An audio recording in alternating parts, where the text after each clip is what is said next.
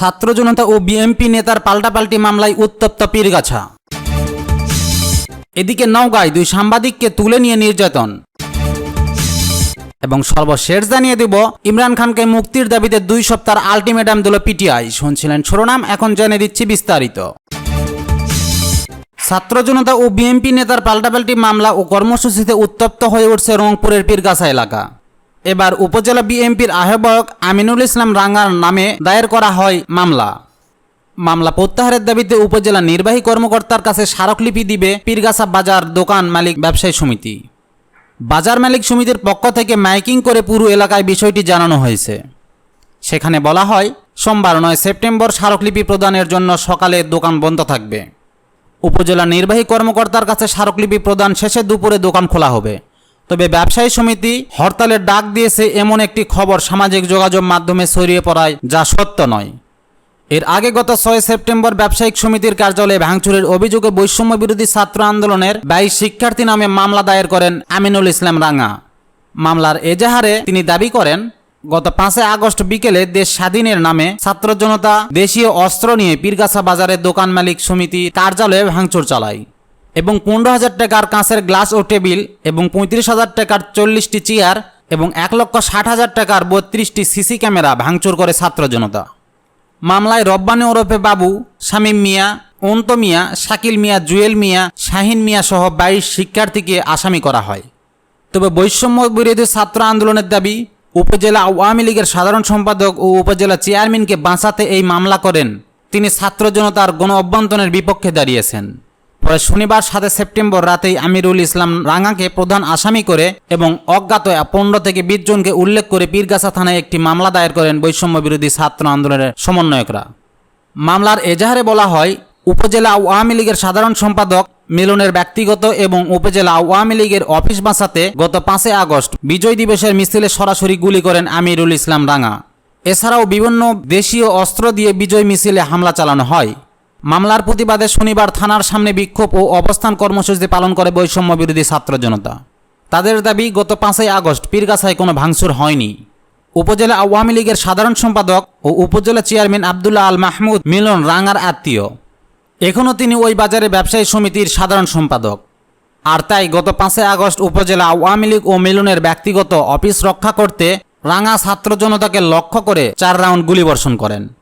এতে ছাত্র আন্দোলনের একজন কর্মী গুলিবিদ্ধ হয় বলেও জানিয়েছেন তারা। 2টি মামলা ও এলাকায় মাইকিং করার বিষয়টি নিশ্চিত করে পীরগাছা থানা ওসি সুকান্ত কুমার সরকার জানান, 2টি মামলারই তদন্ত চলছে।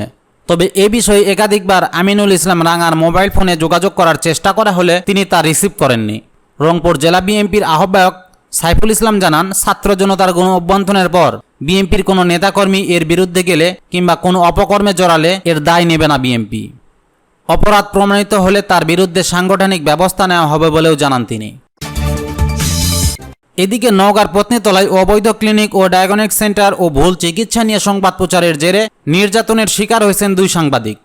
তাদের তুলে নিয়ে গিয়ে নির্যাতন করে সাংবাদিকতা না করার প্রতিশ্রুতি লিখে নেওয়া হয়। নির্যাতনের শিকার সাংবাদিকরা হলেন দৈনিক জয়পুরহাট বার্তার প্রতিনিধি মাহমুদুন নবী ও দৈনিক মানবকণ্ঠের প্রতিনিধি রবিউল ইসলাম। মাহমুদুন নবী বগুড়া শহীদ জিয়াউর রহমান মেডিকেল কলেজ হাসপাতালে ভর্তি হয়ে চিকিৎসা নিচ্ছেন, আর রবিউল ইসলাম নিজ বাড়িতেই আছেন। নির্যাতনের শিকার মাহমুদুন নবী জানান, শনিবার 7 সেপ্টেম্বর বিকেলে তিনি নজিপুর বাজারের সিটি ক্লিনিকের সামনে একটি দোকানে চা পান করছিলেন। এ সময় সিটি ক্লিনিকের চিকিৎসক ও মহাদেবপুর উপজেলার স্বাস্থ্য কমপ্লেক্সের মেডিকেলের অফিসার দেওয়ান সবুর হোসেন তাকে জোর করে ক্লিনিকের ভেতরে ধরিয়ে নিয়ে যায় এবং মারধর শুরু করে। ঘরে আটকে রেখে মোবাইল ফোনে কেড়ে নিয়ে কয়েক দফা তাকে মারধর করা হয়। তিনি আরও জানান, তাকে মেরে ফেলার হুমকিও দেয় তারা। এ সময় তিনি আর সাংবাদিকতা করবেন না এমন প্রতিশ্রুতি নিয়ে মাহমুদুন নবীকে একটি রাজস্ব স্ট্যাম্পে স্বাক্ষর করানো হয়। এছাড়া ফেসবুক লাইভে সাংবাদিকতা না করার ঘোষণা এবং গলায় জুতার মালা ঝুলিয়ে ছবি ও বিভিন্ন ভিডিও ধারণ করেন তারা। খবর পেয়ে পুলিশ ও সেনাবাহিনীর সদস্যরা এসে উদ্ধার করে থানায় নিয়ে যায়। অন্যদিকে একই দিনে রাত 10টার দিকে মানবকণ্ঠ প্রতিনিধি রবিউল ইসলামকে বাড়ির সামনে থেকে মোটরসাইকেলে করে তুলে সিটি ক্লিনিকে নিয়ে যাওয়া হয়। সেখানে একটি ঘরে আটকে নির্যাতন করা হয়। তাকেও একইভাবে নির্যাতন করে বলে জানান তিনি। এদিকে এই ঘটনায় চিকিৎসক ও ক্লিনিক ডায়াগনস্টিক সেন্টার মালিকপক্ষ একে অপরকে দোষারোপ করছে। সিটি ক্লিনিকের ব্যবস্থাপনা পরিচালক হারুনুর রশিদ জানান, চিকিৎসকদের সাথে সাংবাদিকদের দ্বন্দ্ব হয়েছে। ঘটনার সাথে ক্লিনিক কর্তৃপক্ষের কেউ জড়িত নয় বলে দাবি করেন তিনি। আর চিকিৎসক দেওয়ান সবর হোসেন নিজেকে নির্দোষ দাবি করে দোষ চাপিয়ে দেন মালিক পক্ষের ওপর। এ বিষয়ে পত্নীতলা থানার ওসি মোজাফফর হোসেন বলেন, ঘটনার খবর পেয়ে সাংবাদিক মাহমুদুন নবী ও রবিউল ইসলামকে উদ্ধার করে থানায় আনা হয়েছিল। তবে তারা এখনও কোনো অভিযোগ দেয়নি। অভিযোগ পেলে প্রয়োজনীয় ব্যবস্থা গ্রহণ করা হবে বলেও জানান তিনি। এদিকে পাকিস্তানের কারাবন্দী সাবেক প্রধানমন্ত্রী ইমরান খানের মুক্তির দাবিতে বিশাল বিক্ষোভ সমাবেশ হয়েছে রাজধানীর ইসলামাবাদে। রবিবার 8 সেপ্টেম্বর অনুষ্ঠিত হওয়া এই সমাবেশ ঘিরে পুলিশের সঙ্গে ইমরান খানের রাজনৈতিক দল ও পাকিস্তান তেহরিক-ই-ইনসাফ তথা পিটিআই সমর্থকদের সংঘর্ষের ঘটনা ঘটে। প্রতিবেদনে বলা হয়, পিটিআই সমর্থকদের আটকানোর জন্য বিভিন্ন রাস্তায় কন্টেইনার রাখা সহ বিভিন্ন বাধা বিপত্তি তৈরি করা হয়। তা সত্ত্বেও জনতার ঢল নামে এই সমাবেশে। পিটিআই বলেছে, চলতি বছর দলটির অন্যতম বড় সমাবেশ ছিল এটি। শেষ পর্যন্ত শান্তিপূর্ণভাবে অনুষ্ঠিত হয় কর্মসূচি। সমাবেশে 2 সপ্তাহের মধ্যে ইমরান খানকে মুক্তির আলটিমেটাম দেন সমর্থকরা। সমাবেশে খাইবার পাখতুনখাওয়ার মুখ্যমন্ত্রী আলী আমিন গান্দাপুর বলেন, যদি পিটিআইয়ের প্রতিষ্ঠাতাকে 1 অথবা 2 সপ্তাহের মধ্যে আইনিভাবে মুক্তি না দেওয়া হয় তাহলে আমরা তাকে নিজেরা মুক্ত করব। এজন্য প্রথম গুলি আমার বুকে নেব আমি। এক বিবৃতিতে শান্তিপূর্ণ সমাবেশে পুলিশের মারমুখো আচরণের নিন্দা জানায় ইমরান খানের মুখপাত্র জুলফিক বুখারী। ঘুষের মামলায় 1 বছরের বেশি সময় ধরে কারাগারে আছেন ইমরান খান। 150রও বেশি মামলা চলছে তার বিরুদ্ধে।